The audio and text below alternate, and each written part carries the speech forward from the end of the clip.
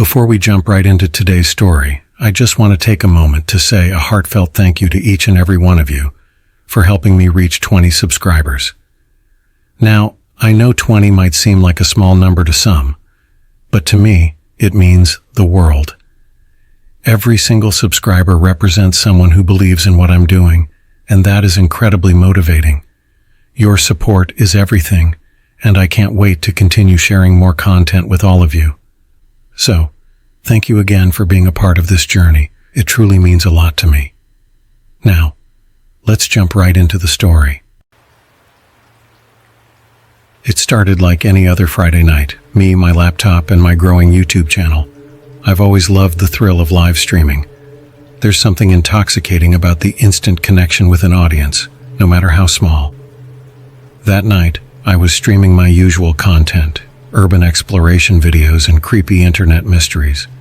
My viewers were a tight-knit community of horror enthusiasts who couldn't get enough of dark web stories, abandoned places, and the occult. The chat was alive with activity as I scrolled through some bizarre links sent by viewers. A user named Shadowcrawler had been particularly active, sending me cryptic messages like, "You want to see something really dark?"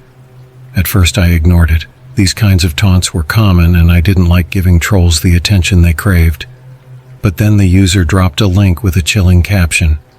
"Real fear lives here. If you're brave enough, click." The chat exploded with dares and challenges. I hesitated, staring at the link. The responsible part of me screamed not to do it. I knew better than to follow random URLs, especially from someone with a username like Shadowcrawler. But the thrill seeker in me, the part that had built my channel, won the internal debate. "All right, guys," I said, laughing nervously. "Let's see what Shadowcrawler has for us.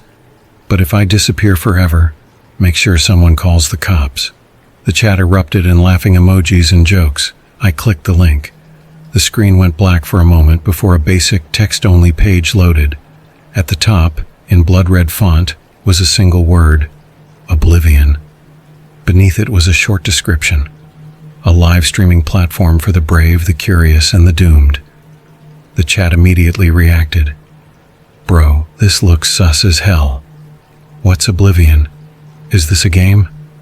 Don't do it, man. This is bad juju." Against my better judgment, I kept going. A single button blinked on the screen: Start Stream. My gut twisted. Something felt off, but I brushed it aside. "Relax, guys," I said, trying to sound confident. "It's probably some edgy marketing gimmick." I clicked the button. My webcam flickered, and then a new stream interface popped up. At first, everything seemed normal. My face appeared on the screen, and the chat from my regular stream was still buzzing. But then I noticed something odd. A new chat had appeared, separate from my usual YouTube chat, on the right side of the screen. The usernames in this chat were strange. Watcher375, Seeker of Blood, No Escape 00. The messages they were sending were even stranger. "He doesn't know yet." They always start so confident. This is going to be fun. My heart skipped a beat. Is this some kind of prank? Did someone hack my stream? I asked aloud. The normal chat from my viewers reassured me that everything looked fine on their end. That's when I noticed the viewer count on the Oblivion interface. It was climbing rapidly. 100, 500, 1,000, 5,000. My regular stream had never gotten this kind of attention. Something wasn't right. Suddenly, the screen flashed, and a distorted voice crackled through my headphones. "Welcome, streamer. Tonight, you are the show." I froze. "What the hell is this?" I asked, my voice shaking.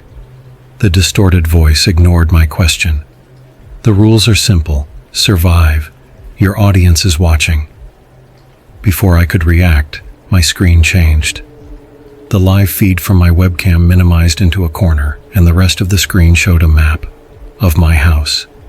Every room was labeled, including the one I was sitting in. "How do you know where I live?" I demanded, panic rising in my throat. The chat from the new stream filled with messages. "Run. It's starting." He's already dead. My heart raced as a new sound filled the room. A slow, deliberate knock at my front door. It was loud enough to be heard on the stream, and the chat erupted in excitement. Answer it. Do it for the content. You won't. I stared at the door on the map and my blood ran cold. A small red dot was moving toward me. And that's when I realized this wasn't just a prank or some twisted game. Someone was here, in my house, and they were watching me. I stood up, my chair scraping against the floor. The knocking stopped, replaced by silence so oppressive I could hear my own ragged breathing. My viewers on YouTube were spamming the chat, asking if I was okay, while the Oblivion chat cheered. Stay calm, I whispered to myself. But then the distorted voice returned. Let the game begin. And with those words, the lights in my house went out. The darkness was suffocating, pressing in on all sides as I stood frozen in my chair.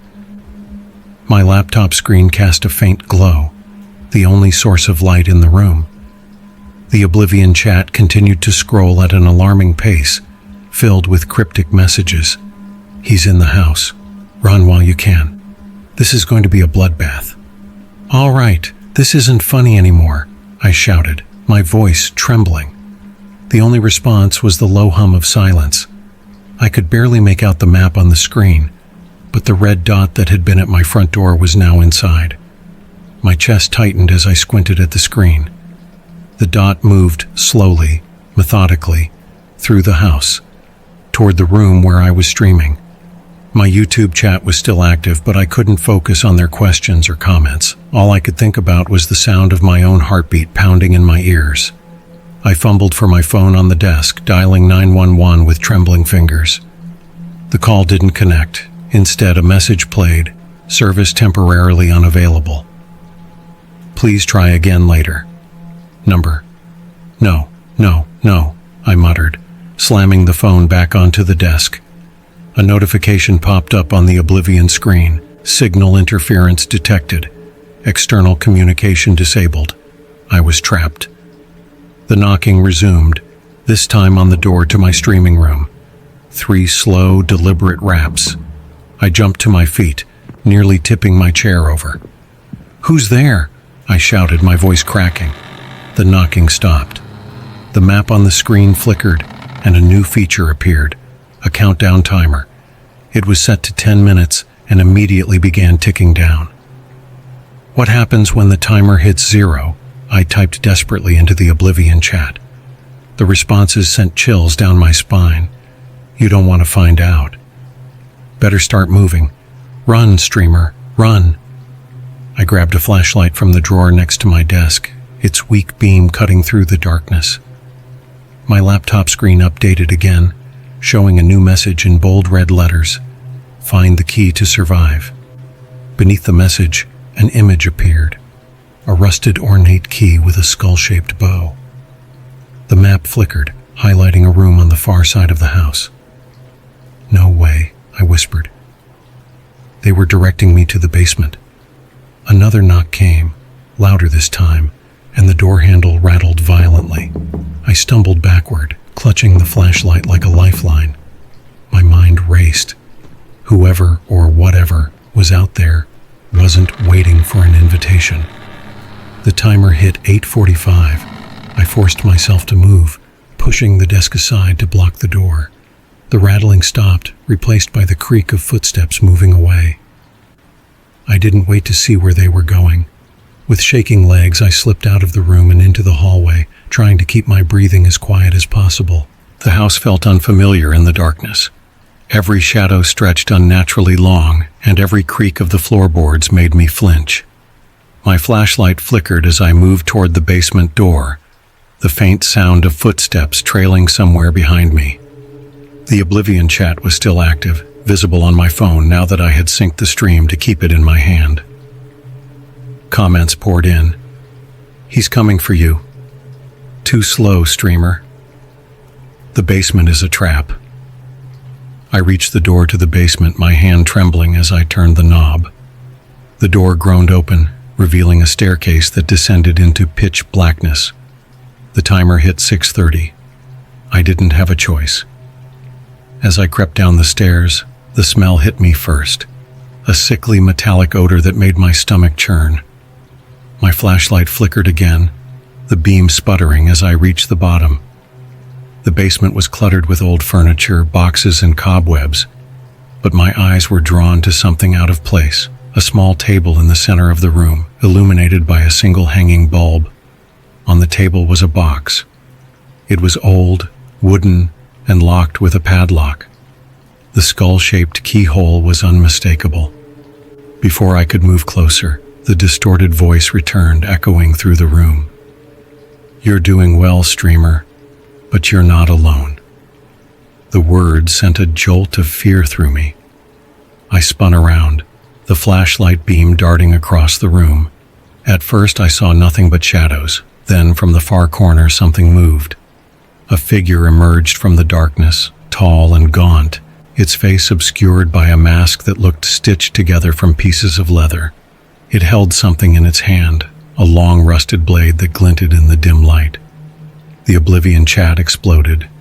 "Here we go. The fun begins. Run, streamer, run." The timer ticked down to 5 a.m., and I realized the truth. If I didn't find the key and unlock the box, I wouldn't make it out alive. My breathing turned ragged as the masked figure took a step forward, the blade scraping against the concrete floor. The sound echoed in the suffocating silence, each scrape like nails on a chalkboard. The timer ticked to 4:45. I stumbled backward, gripping the flashlight tightly as I scanned the room. Where could the key be? The figure tilted its head, as if savoring my panic. "No, stay back," I shouted, my voice cracking. It didn't respond. Instead, it began to hum, a slow, eerie tune that twisted my stomach into knots. I scrambled away, tripping over a stack of old boxes, the flashlight tumbling from my hand. It rolled across the floor, casting long, flickering shadows. The figure's humming grew louder, closer. I spotted the flashlight a few feet away and lunged for it. But my hand froze as the light illuminated something glinting on a shelf nearby. A key. It was wedged between a cracked porcelain doll and a dusty jar. The timer hit 4 a.m. I reached for the key, but before I could grab it, the figure lunged, swinging the blade. I ducked just in time, the blade narrowly missing my head and embedding itself in the wooden shelf. I didn't think. I just ran. Clutching the flashlight, I darted between the clutter, knocking over furniture in my desperate attempt to put distance between myself and the masked intruder. My chest burned with every breath, and my ears rang with the sound of my heartbeat. Behind me, the figure pulled the blade free with a sickening crack and began to follow, its humming now a guttural growl. The timer ticked to 3:30. The chat on my phone was relentless. "He's right behind you. Why didn't you grab the key? This is the best stream ever." I glanced back and immediately regretted it. The figure was faster than I expected, closing the gap with each stride. My foot caught on an old rug and I hit the floor hard, the air knocked out of me. The flashlight skidded away again, its beam landing on the same shelf. The key was still there, glinting mockingly. The figure loomed over me now, the blade raised high. My instinct screamed at me to move, but my body was frozen in terror. The distorted voice crackled to life again, echoing from the speakers hidden in the basement walls. "Don't disappoint us, streamer. Give them a show." The words jolted me into action. I kicked out with all my strength, connecting with the figure's leg. It stumbled, giving me just enough time to roll to the side and scramble to my feet. The timer ticked to 3 a.m. I bolted back to the shelf, grabbing the key with shaking hands. It was cold and rough, the skull-shaped bow biting into my palm. I turned to run for the box, but the figure was already blocking my path. "Let me through," I screamed, but it tilted its head again as if amused. With no other option, I hurled the key at its face. The move caught it off guard, and the key struck its mask with a dull thud before clattering to the floor. I didn't wait to see its reaction. I dove for the key, snatching it up as the figure swiped at me with the blade. The timer hit 2:30. With adrenaline surging through me, I sprinted to the table. The box sat there, ominous and silent. My hands trembled as I fumbled with the key, trying to fit it into the lock. Behind me, I could hear the figure's growl turning into a guttural, rage-filled scream. The timer hit 2 a.m. The key finally slid into place, and I turned it with a satisfying click. The padlock fell away, and I threw open the box lid. Inside was a phone. My stomach dropped. This had to be a joke. I grabbed the phone, its screen flickering to life. A message appeared.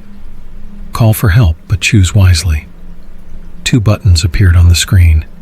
Call police, end game. What the hell does this mean? I muttered, my voice shaking. The distorted voice returned, louder now, echoing with cruel amusement. Time is running out, streamer. Choose or the choice will be made for you. The timer hit 1:30. I looked back to see the figure charging toward me, blade raised. I had seconds to decide, and I had no idea what either option truly meant. Sweat dripped down my face as my finger hovered over the screen. The chat on my phone erupted. Press end game. No, call the police. This is insane. The figure was almost upon me. I made my choice. The timer hit 1 a.m. and everything went black. I awoke to complete silence. No screams, no distorted voices.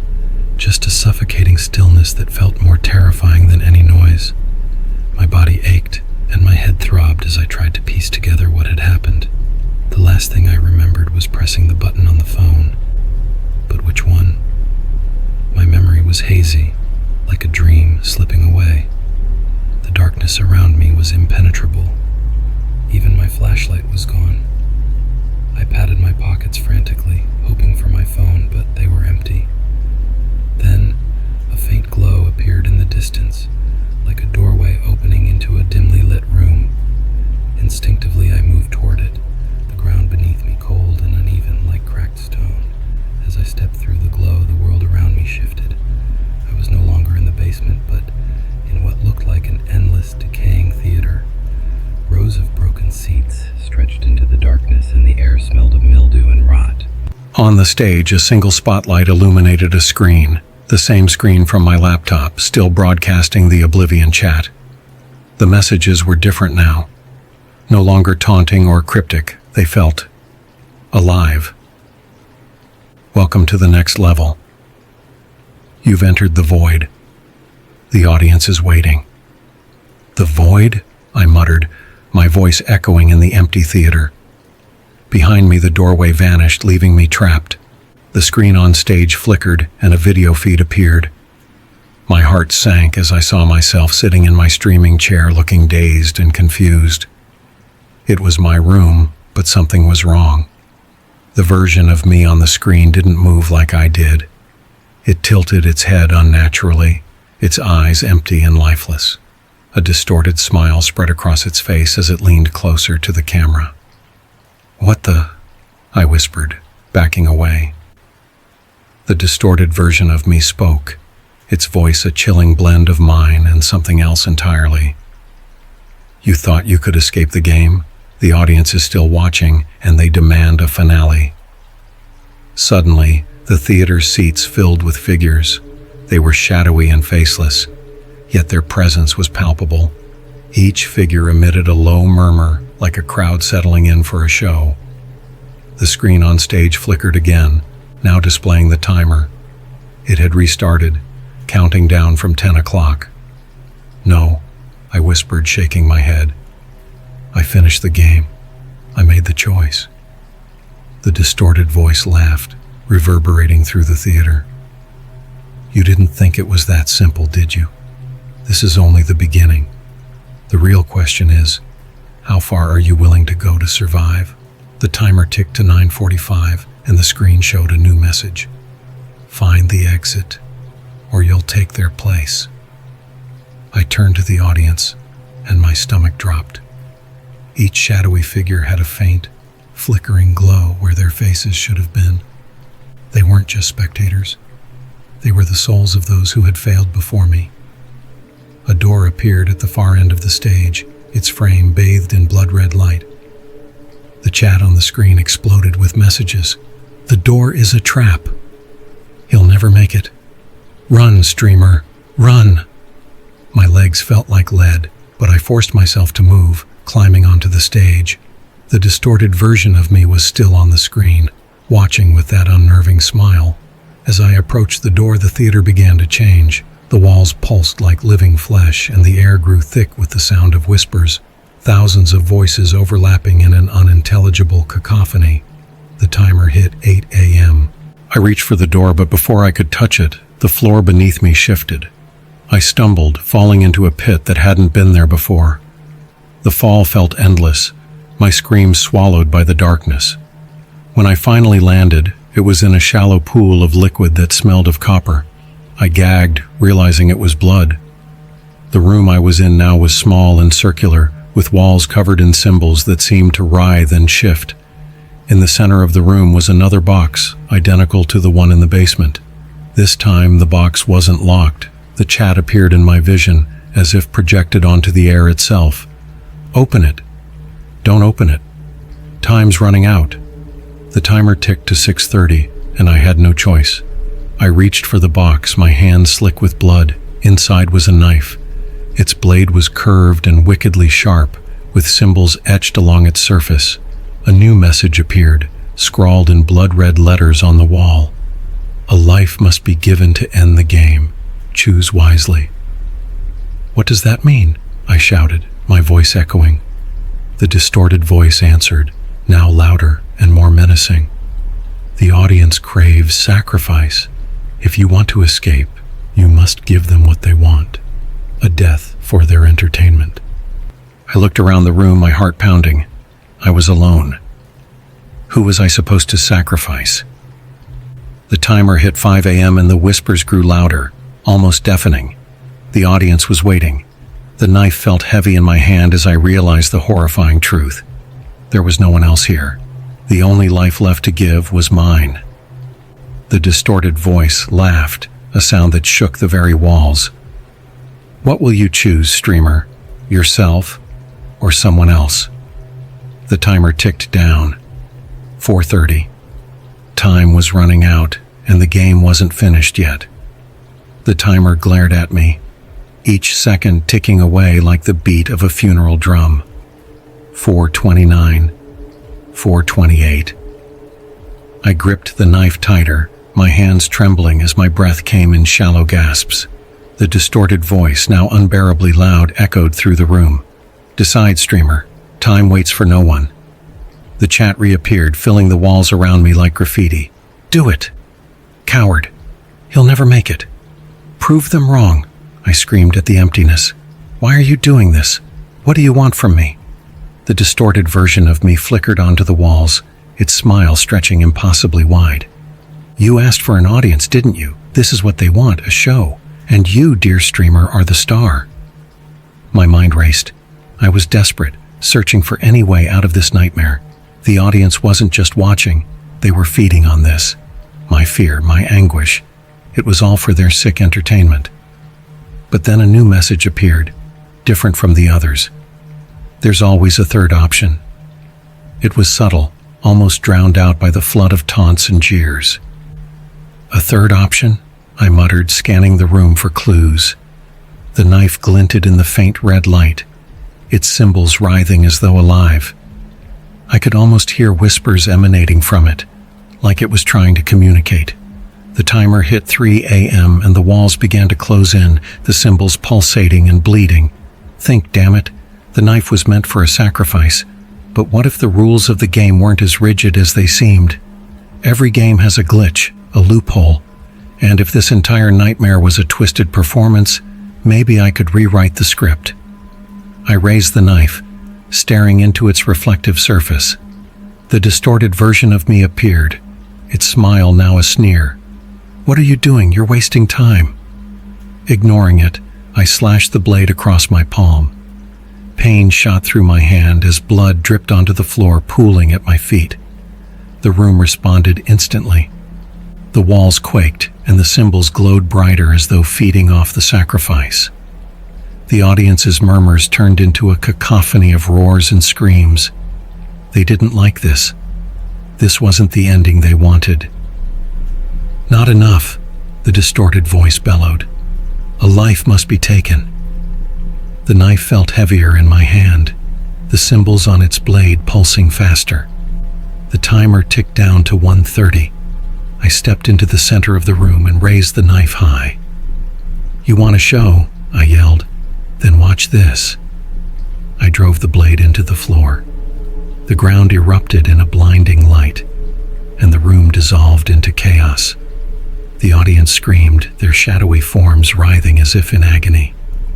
The timer stopped at 00:59, frozen mid-count. The distorted version of me reappeared, its form glitching and breaking apart. "No! You're breaking the rules!" It howled, its voice now frantic. The walls began to collapse, revealing a swirling void beyond them.